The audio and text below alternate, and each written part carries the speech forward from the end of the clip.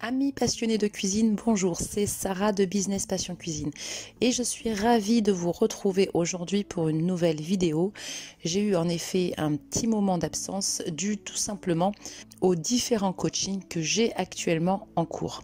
Alors dans cette vidéo et vis-à-vis des nombreuses questions qui m'ont été récemment posées, notamment par mes coachés, je vais vous expliquer comment créer une épicerie en ligne et comment vous allez pouvoir livrer vos aliments dans le monde entier en 7 étapes. Des produits de consommation courante aux produits spécifiques en passant par des ingrédients uniques pour l'élaboration d'une recette particulière, tout y est présent.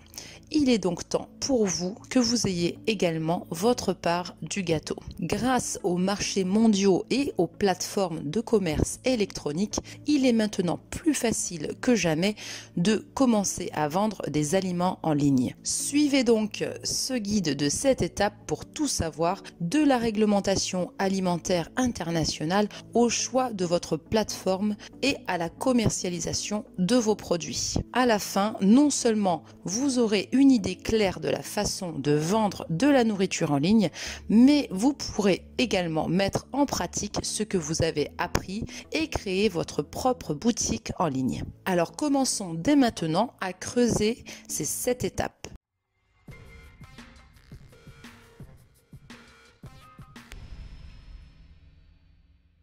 Nous allons déployer tout au long de cette vidéo ces 7 étapes qui consistent à, premièrement, connaître la loi, deuxièmement, trouver votre créneau, troisièmement, trouver votre fournisseur, quatrièmement, créer votre marque, votre emballage et votre étiquetage, cinquièmement, le prix de vos produits, sixièmement, la création de votre boutique en ligne et enfin, septième étape, commercialiser vos produits. Concernant la loi, la première chose à savoir, c'est que les réglementations varient selon d'où vous venez. Les règles aux États-Unis, par exemple, sont différentes de celles de l'Union européenne. Si vous vivez dans l'Union européenne, vous devez respecter des règles et réglementations distinctes, comme par exemple, en points principaux, les normes d'hygiène, la traçabilité, le respect de la chaîne du froid, l'étiquetage de vos produits, etc. Au-delà de ces principes généraux, chaque région peut également appliquer des exigences particulières. Il faudra donc vous renseigner auprès des directions locales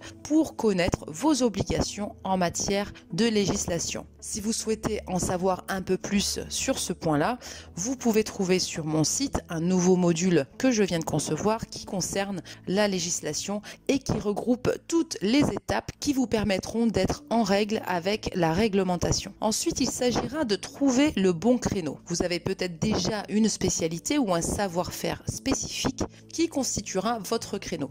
Mais si votre idée n'a pas encore émergé, voici quelques conseils. Le bon point de départ est de rechercher les tendances culinaires. Tout ce qui concerne la réduction des déchets est un sujet brûlant en ce moment. Donc mettre en avant par exemple que vous cuisinez avec des fruits ou des légumes difformes pourrait être un bon créneau. Ensuite, vous devez savoir où vous vous situez dans un marché bondé. Votre produit est-il abordable au quotidien, un produit de luxe gourmand ou votre objectif est-il de proposer une alimentation saine? C'est en effet de la réponse à ces questions que dépendra la manière dont vous allez communiquer, la manière dont vous allez rédiger vos textes, le logo, les couleurs, etc. Ils détermineront en effet la façon dont vous souhaitez que votre produit soit vu et perçu. Après cela, vous allez devoir définir un budget et des attentes. Combien pouvez-vous vous permettre de dépenser chaque mois?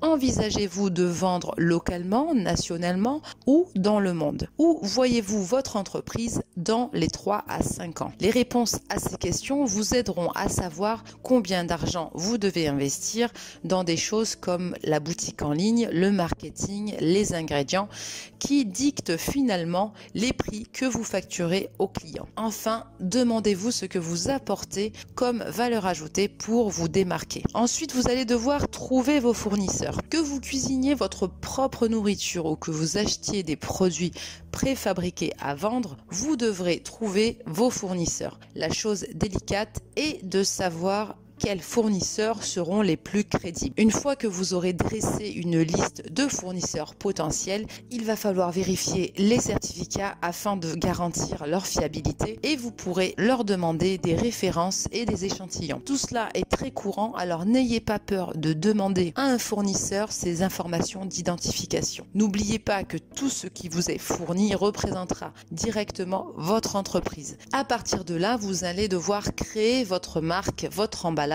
et votre étiquette. À ce stade, vous devriez avoir une idée plutôt claire du produit que vous souhaitez vendre et de la façon dont vous allez l'élaborer.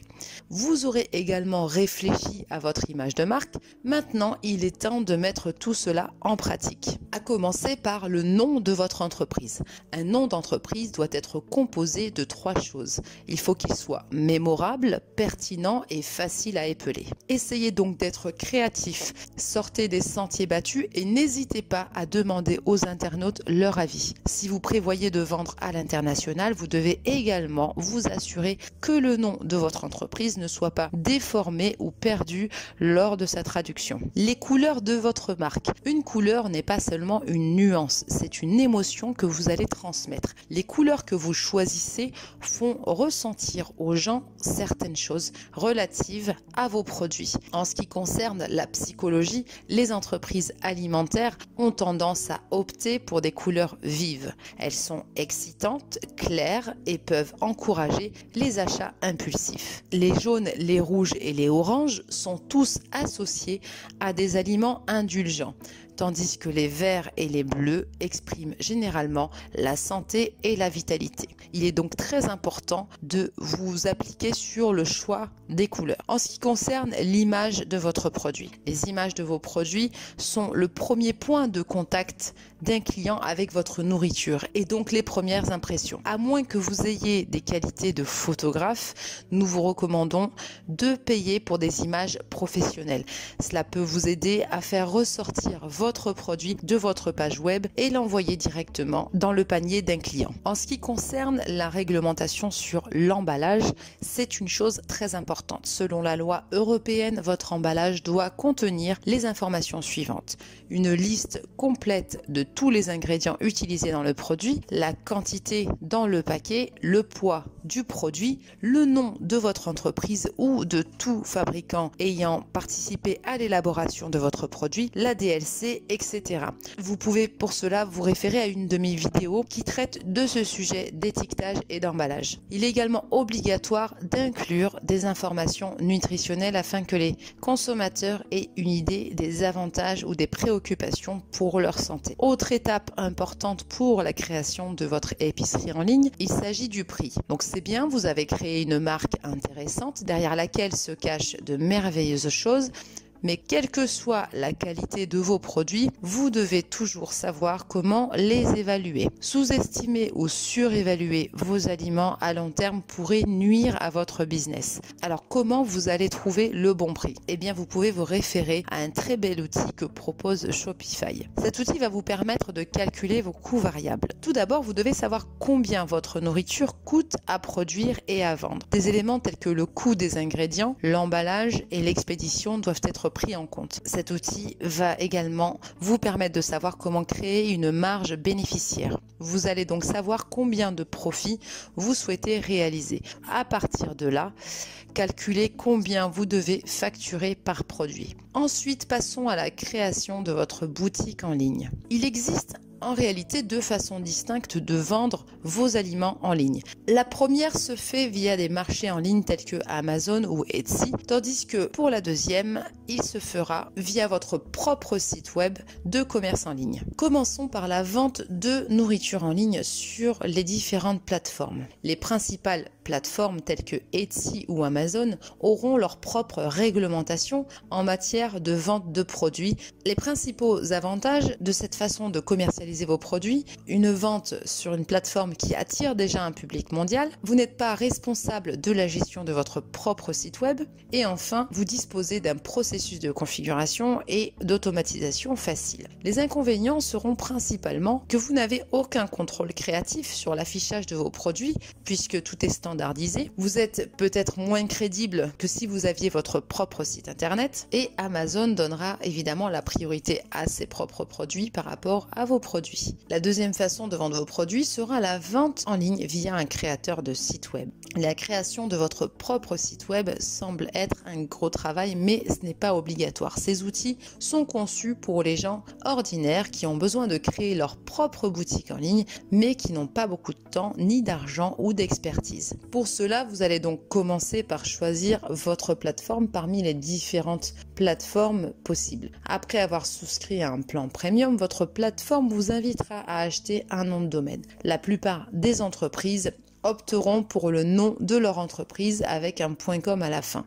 Nommer le site après votre entreprise est logique et .com est un domaine de premier niveau reconnu mondialement. Ensuite, la conception de votre modèle. Tout d'abord, vous devrez choisir un modèle ou un thème pour travailler. Ce sont des mises en page prédéfinies qui sont remplies d'exemples de contenu pour vous montrer où les choses sont censées aller.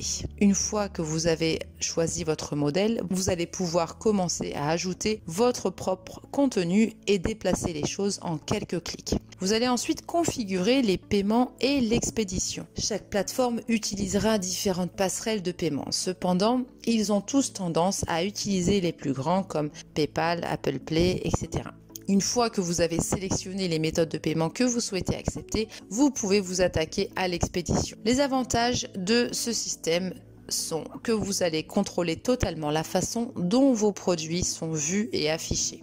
Vous disposerez également de l'aide et du support disponible pour vous aider sur les différents problèmes que vous pouvez rencontrer. Et enfin, vous serez beaucoup plus crédible et il sera beaucoup plus facile pour vous de faire la promotion de vos produits et de votre site internet. Les inconvénients, vous allez devoir trouver les moyens d'attirer les acheteurs sur votre site. Vous devrez consacrer un peu de temps à concevoir votre propre boutique en ligne. Vous serez responsable de maintenir et de mettre à jour la disposition de votre site. Ces constructeurs de sites web de commerce électronique sont destinés aux vendeurs les plus ambitieux. Vous pouvez concevoir votre propre site web et le mettre en ligne en une après-midi.